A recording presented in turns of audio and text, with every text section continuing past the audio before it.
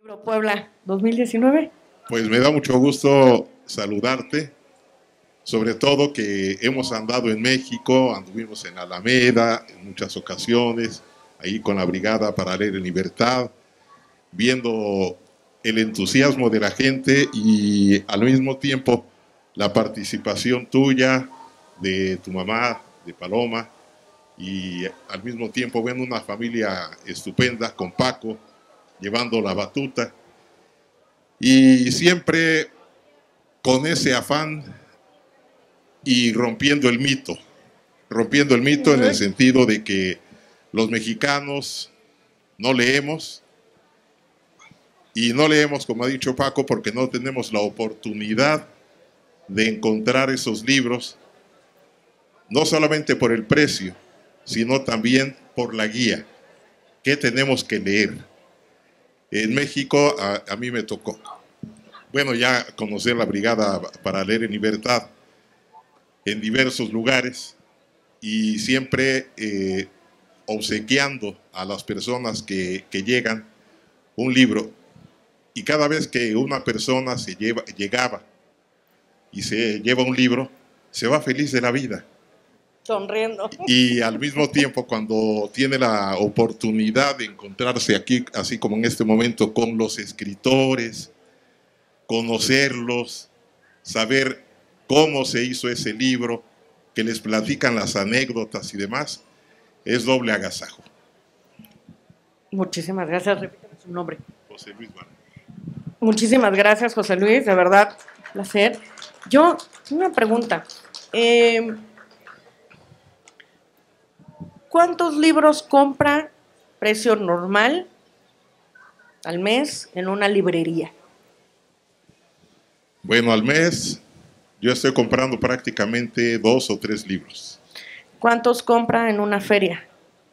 En una feria podemos comprar, bueno, personalmente... De la brigada, no suelen tener los precios normales, pero... No, para Leer Libertad, bueno, quiero decirles que he estado también en Paseo de la Reforma, que se hace todo el corredor, y he tenido la oportunidad de llevarme no solamente uno, sino he llevado 10 o 20 libros en una pasada.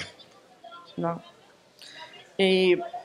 Yo no sé ustedes, pero yo llevo años diciendo que los libros tienen que ser parte de la canasta básica si queremos que este país cambie.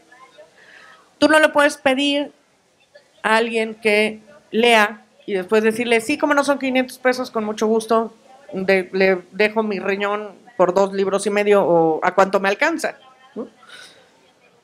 La brigada ha logrado cambiar este esquema de que vender libro barato no significa abaratar el libro. No estás abaratando el contenido es el mismo. Lo único que estás haciendo es que sea mucho más accesible. Sí. ¿No? Mira, Marina, ya te voy a decir, sí. Todo el mundo nos cambia el nombre, no se preocupen. Yo estuve viviendo mucho tiempo en México y ahora estoy aquí en Puebla, pero yo a veces decía, bueno, tenemos un grado de suerte, porque ahí en Calzada de la Viga, recordarás, hay un Aurrera, no sé si todavía existe. Había, creo que ya. En una ocasión querían deshacerse de los libros, pero no los iban a regalar. Y entonces, ¿qué hicieron? Me encuentro con que había libros de José Revueltas, había libros de diversos autores, y no los quisieron vender, digamos, por unidad, porque ya no sabían. Y empezaron a venderlos por kilo. Imagínense. ¿Han comprado ustedes libros por kilo? Bueno, pues a mí me tocó comprar libros por kilo. Y entonces eso fue en Aurrera, y no era porque ellos fueran buena gente, no por el estilo. Necesitaban espacio. Yo creo que buscando también nosotros, si estamos interesados en la lectura, aquí mismo en Puebla podemos encontrar en las librerías de Viejo, atrás de donde está el centro escolar, yo me he encontrado con libros de 20 pesos también. En otra ocasión, andando en Cuautla, iba yo cada fin de semana a trabajar también en Cuautla, y me llamó ahí mucho la atención, Marina, de que en la terminal de los Estrella Roja tenían una buena cantidad de libros y sobre todo enciclopedias. Y como decía nuestro compañero que le encanta también leer las biografías, creo, me encuentro con que tenían libros, pero no había ningún anuncio. Habían puesto los libros en un anaquel y el que quisiera agarrar el libro se lo podía llevar, pero la gente no se acercaba porque pensaban que los libros los estaban vendiendo. Y yo creo que por no preguntar, también en la taquilla, yo me acerco a la taquilla y les pregunto que qué precio tenían los libros. Y me dicen, no, lo que queremos es el espacio y los estamos regalando. El que se los quiera llevar, ¿no? Y les digo, bueno, ¿cuántos me puedo llevar? Porque todos eran diferentes, había libros de biografías y demás. Y me dice, si quiere llevárselos todos, y si puede, lléveselos. Pues yo agarré los que pude apañarme, los agarré. Pero me llamó la atención que la gente que estaba allí, ninguno agarraba un libro. No sé si era por miedo. A lo mejor no eran, a lo mejor dijeron, no hay, vean nomás al apañado del señor que se está llevando todo. No es cierto, no es cierto. No, pero no hay esta cultura de pronto pensar que el libro es un objeto. A ver, no sé si ustedes lo saben, pero en este país se destruyen libros. Se trituran. Tú eres un autor, vamos a poner a Daniel, que acaba de presentar su libro. Daniel tuvo la mala suerte de que su libro salió el mismo día que salió el último Harry Potter. ¿Vale? Tú llegas a la librería. El espacio y la publicidad que tiene Harry Potter es como de 3 mesas y media y 27, claro, saben que van a vender mucho, ¿no? El problema es que la industria editorial edita tales cantidades de libros y en México tenemos tan pocas librerías y no son tan grandes que tienes que estar compitiendo con las novedades. Pon tú que tienes mucha suerte, ¿no? Tu editorial se puso las pilas. El comercial, digamos, de ese editorial, el que tiene que vender los libros, también se puso las pilas. Entonces fue a negociar que hubiera una esquinita con tus libros. Al mes, digamos como al mes, los pasan de la mesa de la entrada, los pasan al librero, ¿no? El librero, digamos como en la primera etapa, ¿no? Luego los pasan como a la segunda etapa a esta altura, ¿no? Y después de un tiempo lo pasan a bodega.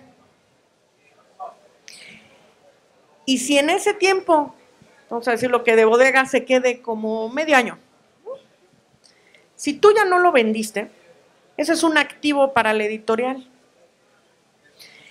A la hora de hacer sus cuentas, en este país, para vergüenza de todos, todavía, esperemos que eso cambie muy pronto, los libros no se pueden donar. O sea, yo creo que antes donas un riñón que un libro, ¿no? O sea, te cobran por intentar donar un libro. Tienes que pagar impuestos por donar un libro. Así de ridículo como suena. Entonces, ¿qué pasa? Si vas a pagar impuestos por donar un libro y por tenerlo en tu bodega también vas a pagar impuestos, ¿qué es lo que sucede con las editoriales? Que trituran los libros. Qué vergüenza, ¿verdad? Por eso se inventó mi madre hace más de 15 años el remate de libros. Se lo debemos a tu mamá. Sí. Ahí empezó ese remate de libros que se hacía hasta ayer en el Auditorio Nacional, que hoy parece que va a tener nueva sede, todavía no me dicen en dónde. Buenas noticias. Buenas noticias porque sí va a existir el remate de libros, todavía están viendo en dónde. No se puede en el Auditorio Nacional porque hicieron una remodelación dentro, hicieron más grandes las cafeterías y la tienda, y entonces los 200 y no sé cuántos expositores que había y pues ahora nada más caben 80, entonces pues, imagínate ir a decirle a los otros, a ti te toca y a ti no. Sí. Vamos a tener, por cierto, no se pierdan, una mesa sobre si es Puebla de Los Ángeles o Puebla de Zaragoza. La Brigada para Leer en Libertad tiene una sección que se llama La Historia Debate, donde ponemos temas de historia a debatir y a Puebla le va a tocar Puebla de Los Ángeles o Puebla de Zaragoza. A ver, así que, ¿qué tal? Muchísimas gracias, Luis, por darnos. Ya se agradece de verdad a los fans de la Brigada, porque de verdad no saben cómo nos consienten. Oigan, por ahí, por cierto, deben de andar dos mujeres maravillosas que hoy nos alimentaron y nos trajeron un pipián con unos tamalitos que si no hubiera sido por ellas yo todavía estaba haciendo viscos y se los agradecemos en el alma. Les pido por favor un aplauso para José Luis porque de verdad fans como esos hay pocos. Bienvenida, ¿cómo te llamas? Gracias, Reina. A ver, Reina, ¿cómo te encontraste a la Brigada para Leer en Libertad?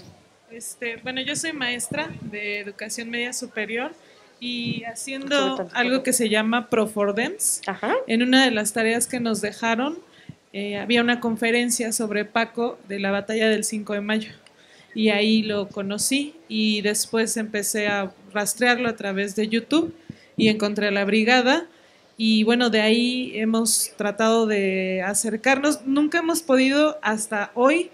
En el DF no habíamos podido coincidir porque con mi familia vamos cada año de vacaciones a la Ciudad de México, pero no habíamos podido coincidir con feria. Entonces, cuando supimos que iba a estar la feria aquí, incluso cuando Paco filmó el documental que hizo para Patria, el de Patria, vino aquí, hizo 2 conferencias y lo fuimos a ver y preguntamos que cuándo venía la feria a Puebla y nos dijeron pronto, en el próximo año, porque fue el año pasado.